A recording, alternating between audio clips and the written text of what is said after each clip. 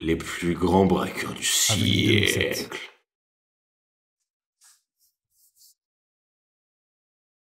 En plein milieu du célèbre centre commercial de Dubaï va se produire un des braquages les plus spectaculaires de l'histoire. Comment ça, Abou? Un butin estimé à plus de 11 millions d'euros. 11 millions seulement? Ah oui.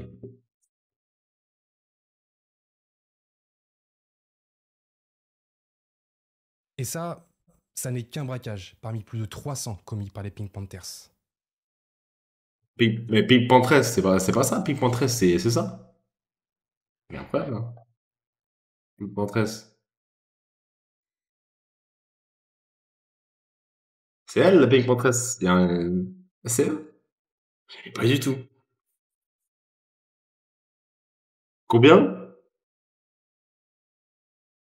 1 milliard de dollars en 20 ans. Ouais, pas mal. Pas mal. Aucune victime, c'est des bons.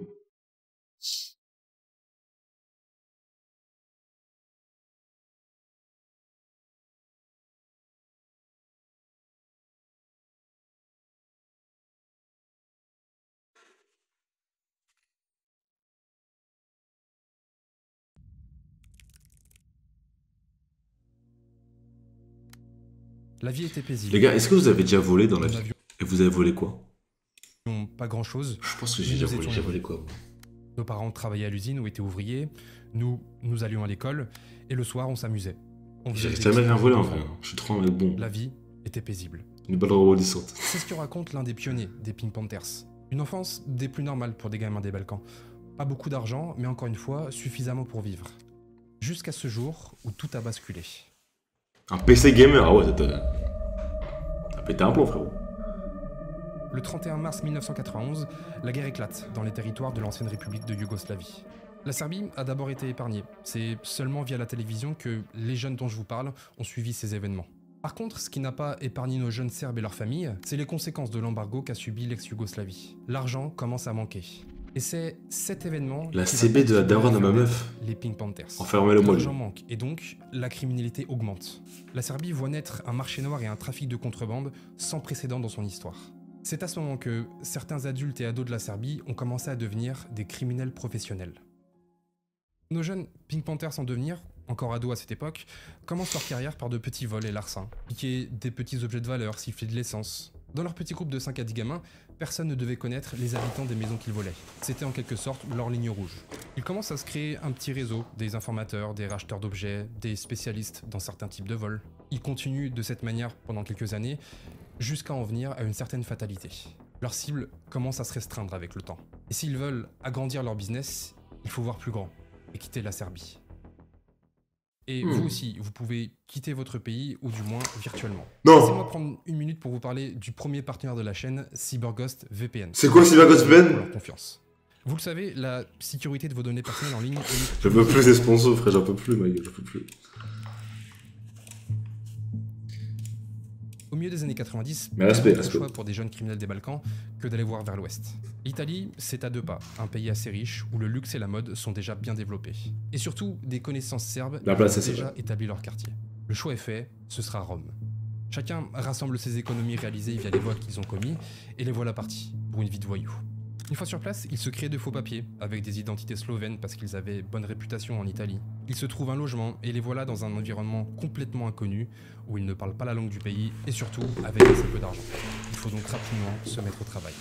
Après quelques petits vols, c'est un contact qui va leur montrer une technique qui va devenir leur première spécialité, le vol à l'escalade. Une fois la nuit tombée, l'escalade paisiblement endormis dans leurs appartements, ils repèrent J'ai des reçu ça de ma vie. fenêtres ou des baies vitrées laissées ouvertes. Ils volent une voiture, se garent à une centaine de mètres de l'endroit repéré. L'un d'eux reste dans la voiture, un reste au pied de l'immeuble, pendant que l'autre escalade. Il pénètre dans Waouh, l'appartement ah oui, quand même. discrètement et sans faire un bruit. Il prend avec lui tout ce qu'il peut Non, trouver. il y a trop d'efforts là pour ça, frère. Nous sommes dans les années 90, une voiture se vole facilement, aucune caméra dans les rues, aucun système d'alarme dans les appartements. C'est relativement simple. Et c'est comme ça qu'ils vont vivre avec ce genre de cambriolage pendant plusieurs années.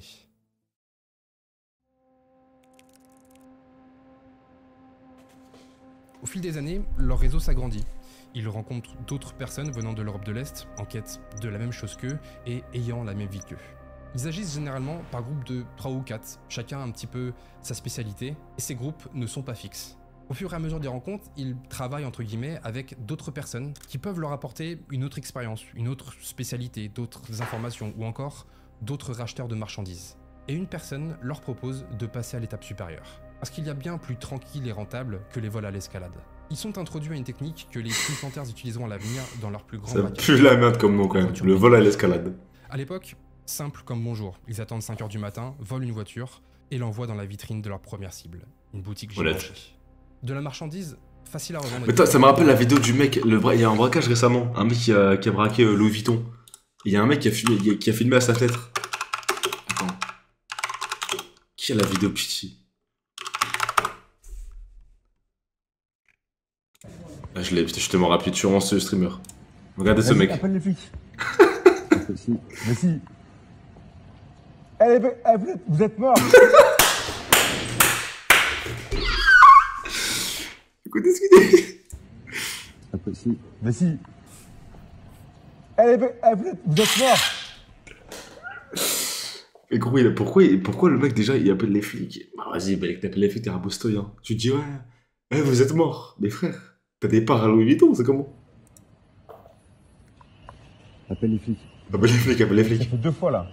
Moi j'aurais dit au mec, frérot, mets-moi un sac de côté, frérot. Vas-y, prenez la plaque. Ah putain, les gens c'est vraiment trop des bons samaritains pour rien, frère. Vraiment des gros suceurs, les gens. Bref, reprenons. Commencer à élever leur train de vie. Car Givenchy ne va évidemment pas être leur seul coup à la voiture bélier. Ils vont enchaîner avec d'autres magasins de luxe durant un temps, jusqu'à en vouloir encore plus. La naissance. Durant certains de leurs coups, il arrive que l'un d'entre eux se fasse attraper. C'est évidemment le risque. Mais ils sont arrivés à un point où ils ont les moyens pour embaucher les meilleurs avocats du pays. La plupart du temps, ils ne sont que très peu condamnés. Quelques mois de prison, du sursis, voire même rien du tout. Les risques sont donc assez faibles, c'est ce qui les pousse à en vouloir toujours plus, mener la vie de rêve, dormir dans de grands hôtels, manger dans des grands restaurants, s'habiller avec des marques de luxe. La vraie vie, hein. Ça, juste à réaliser un coup, une fois de temps en temps. Et ce prochain coup, c'est un de leurs contacts qui leur propose. Dans la capitale mondiale du diamant, en Belgique, Anvers. C'est dans cette ville que ceux qu'on appellera plus tard les Pink Panthers vont réaliser leur premier grand coup signature. C'est en se baladant dans la ville, en repérage, en passant devant une vitrine d'une bijouterie qui expose plusieurs centaines de milliers d'euros de bijoux, que leur vient une idée. Le soir à la fermeture, tous les bijoux exposés en vitrine sont rentrés dans un coffre. C'est donc impossible de les voler, remarque l'un d'eux. Mais un autre répond alors, s'ils les rentrent la nuit, ça veut dire que si on veut se faire plusieurs centaines de milliers d'euros, il faut intervenir en plein jour. C'est notamment ça, la marque des Pink Panthers. Des braquages en plein jour, sous les yeux de tous. Le lendemain, ils volent, se garent à quelques pas, se posent en terrasse au café en face de la bijouterie et attendent le signal. Une fois le champ libre, pas de policiers aux alentours, l'assaut est lancé. Ils traversent la rue, matraquent la vitre de la bijouterie à l'aide d'une masse, sous les yeux des passants et des employés de la bijouterie. Celle-ci cède rapidement et ils plongent leurs mains dans la vitrine pour récolter tout ce qu'ils peuvent avant de prendre la fuite. Une petite minute. C'est le temps qu'il leur faut pour se faire plusieurs centaines de milliers d'euros. Ce jour-là... Bah les gars, on va aller braquer je crois les gars en fait. Les Pink Panthers sont nés. Quelques mille, 100 000 euros, ouais putain. L'histoire des 5 à 10 gamins que je viens de vous raconter n'était en réalité que la genèse des Pink Panthers. Des histoires comme celle-ci de gamins venant d'ex-Yougoslavie, le braquage, depuis la guerre et braquant des bijouteries de luxe, il y en a des centaines. C'est ça, les Pink Panthers. On ne parle pas réellement d'un gang ou d'un réseau organisé avec des personnes à la tête de ce réseau, mais de petits groupes ayant des connaissances en commun, des informateurs en commun, des fournisseurs, des rappeurs. Chaque équipe se module en fonction des besoins, même si chacun de ces groupes agit quasiment individuellement.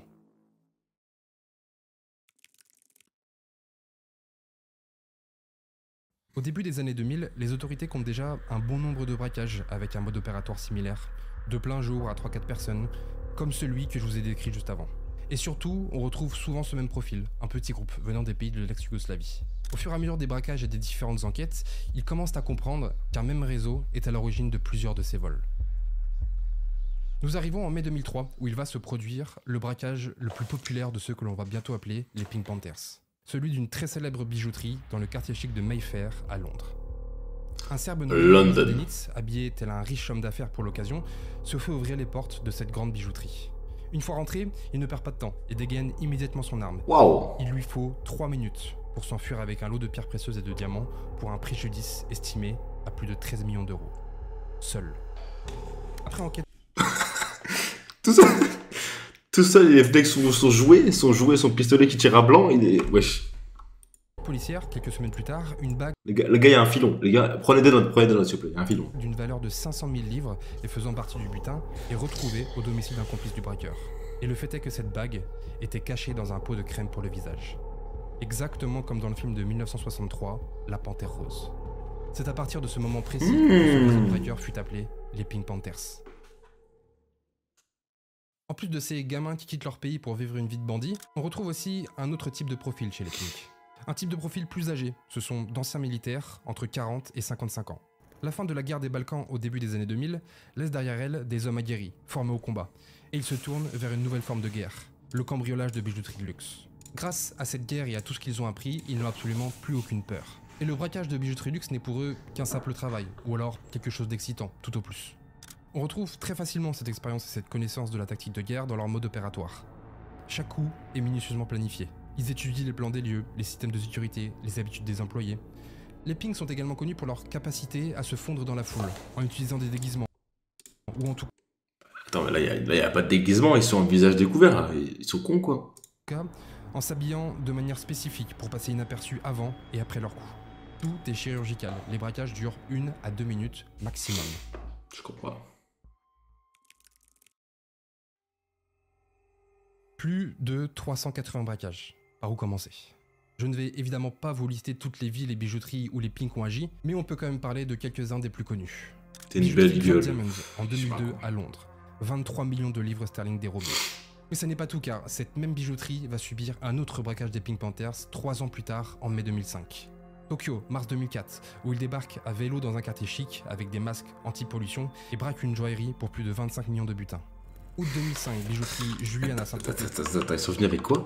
Tokyo, mars 2004, où ils débarquent à vélo dans un quartier chic avec des masques anti-pollution et braquent une joaillerie pour plus de 25 millions Ils sont venus à vélo? de butins. Ils sont venus à vélo, ils se sont fait 25 millions? Août 2005, bijouterie Julian à Ils sont repartis à... Je comprends. Saint-Tropez, braquage qui a été entièrement filmé par les caméras de surveillance. Mode opératoire classique, un homme seul qui entre dans une bijouterie, habillé comme un touriste, puis immédiatement rejoint par ses collègues. Ils explosent toutes les vitrines et s'emparent de 2 millions d'euros de bijoux en 1 minute et 24 secondes. Retour à Londres Wow. en 2007, dans le même quartier où ils ont commis le braquage qui leur a donné leur nom quelques années plus tôt. Ils dévalisent une autre bijouterie grimée avec des chapeaux Panama pour 10 millions de livres en moins de 3 minutes. Et on pourrait continuer comme ça et en citer des dizaines d'autres, des centaines d'autres même. Mais intéressons-nous plus particulièrement à l'un des plus connus dans l'une des capitales mondiales du luxe. Dubaï en 2007. Wafi City, l'un des plus gros centres Whoopi? commerciaux de Dubaï. Mais les gars, Dubaï, c'est... Dubaï en 2007, c'était fait... Il y a rien en Dubaï. Dubaï création, c'est quand ça? C'était créé quand? En 1833. Ah ouais, ça date un petit peu quand même, pardon. Je crois que ça datait d'il y a 20 ans pour moi. Pour moi, avant les mecs de télé-réalité, ça n'existait pas, Dubaï, je vous le dis. Des restaurants gastronomiques, des boîtes de nuit, des souks, plus de Avant c'est Bidadi, ça n'existait pas. dont une trentaine de bijouteries. Parmi ces bijouteries, on retrouve encore une fois Graff, vous savez, celle qui a été déjà braquée 2 fois à Londres. Mesquine. Il est 9h30, et alors que les boutiques ne vont pas tarder à ouvrir, 2 voitures s'engouffrent dans la galerie commerçante en fracassant une vitrine. Ouais, je sais. Ils savent très bien où ils se dirigent, et l'une des voitures percute les portes de la bijouterie Graff. 3 hommes sortent alors des 2 voitures, armés de fusils d'assaut et de masse. Ils ordonnent aux employés de se jeter au sol et fracassent alors les vitrines, une à une, pour s'emparer des bijoux. Attends, mais à Dubaï, là, quand si tu te fais attraper, ils te coupent pas le bras ou un truc comme ça, genre c'est pas des lois de fou mental? Moins de 3 minutes après leur entrée dans le centre commercial, et quittent la galerie par le même endroit et repartent avec un butin estimé Peine de mort, au moins. à 11 millions d'euros. Un braquage éclair qui sera très rapidement attribué aux Pink Panthers. Mais cette fois-ci, des erreurs sont commises. Les voitures qui avaient évidemment été volées dans la région sont retrouvées abandonnées dans un terrain vague à quelques kilomètres.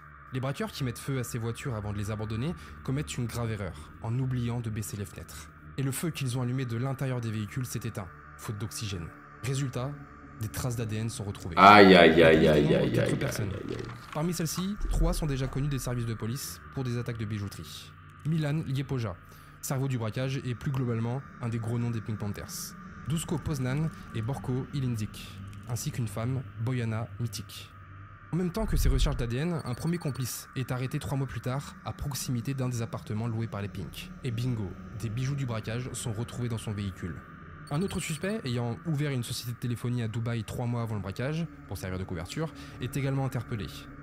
1 an après le braquage, Milan Liepoja, le cerveau de l'opération, est aussi interpellé à la frontière franco-suisse. C'est vraiment con, c'est vrai que... Car il va croiser, en quittant l'hôtel où il avait passé la nuit, Ils ont raté le fait d'avoir une info quand même. Panthers et qui va le reconnaître. Et 6 mois plus tard, alors qu'il prépare un nouveau braquage à Monaco, Poznan et Ilindzić sont arrêtés lors d'un banal accident de voiture.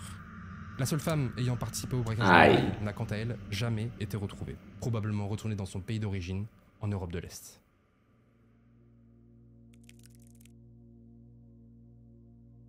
Malgré l'arrestation de beaucoup de Pink au fil des années, le gang étant tellement grand, les braquages se poursuivent partout dans le monde. Et évidemment, les exploits des Pink Panthers attirent l'attention des forces de police internationales. En 2007, suite au braquage de Dubaï, Interpol créait le Project Pink Panthers. C'est notamment à l'aide de ce projet que les traces d'ADN qui ont été retrouvées dans les voitures ont pu permettre l'identification des 4 braqueurs.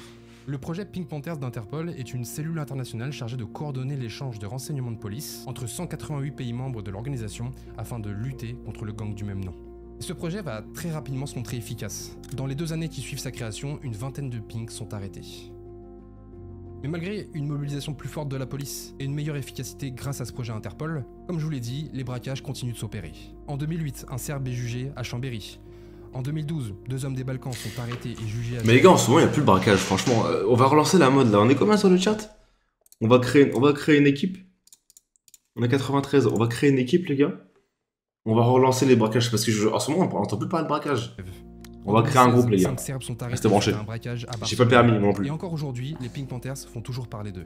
Moi, je suis le cerveau, En moi. juin 2024, le jugement débute pour un présumé Pink, soupçonné d'avoir dérobé en 2021 plus de 300 000 € de bijoux dans le palace parisien, le Cheval Blanc. On fait les Black Panthers, c'est déjà utilisé ça. Les Pink Panthers sont arrêtés Alors, et jugés. Mais White l'organisation Panthers. Pink est en réalité beaucoup trop difficile à démanteler, du fait qu'elle soit totalement éclatée en plusieurs petits groupes. Ils ne sont probablement même pas tous en relation les uns avec les autres, sans vraiment de chef. Comme le soulève un des membres lors d'une interview, vous ne pouvez pas réellement arrêter les Pink Panthers. À chaque arrestation, c'est autant de nouveaux Pink qui arrivent de l'Est pour prendre la relève. Et les braquages existeront toujours. On peut quand même se dire qu'aujourd'hui, avec les technologies modernes, la sécurité s'est énormément renforcée dans les bijouteries. Les braquages sont de plus en plus rares.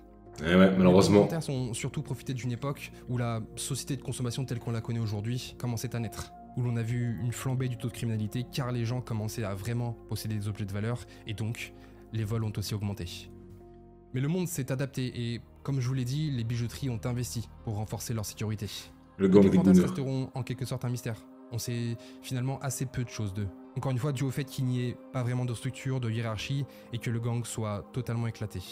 Une sorte de légende, des gamins originaires de l'Est qui braquent des bijouteries en plein jour sans jamais avoir blessé quelqu'un et grimés parfois de manière Le 11 des braqueurs à poser. ou non d'ailleurs qui, du fait de leur passé difficile, de la guerre, agissent sans peur. Ils commettent quelques braquages et rentrent chez eux, dans les Balkans. C'est comme ça qu'ils vivaient pour certains. Et l'un des pionniers des Pink Panthers qui raconte son histoire conclut même en disant « Finalement, je suis un type normal ». Ouh. Merci encore à Cyberdesk VPN d'avoir sponsorisé cette vidéo. N'oubliez pas que vous pouvez profiter d'une... Ah, le mec, il a drop the mic, frérot. Putain. Pou, pou, pou, pou. Alexis voudra juste braquer la Asian Bunny derrière le comptoir de la bijouterie à perte. Vous avez pas confiance en moi? Les gars, je peux être vraiment le cerveau pour vous. Eh, mes neurones, ils arrivent plus à se connecter, les frères. C'est la joke.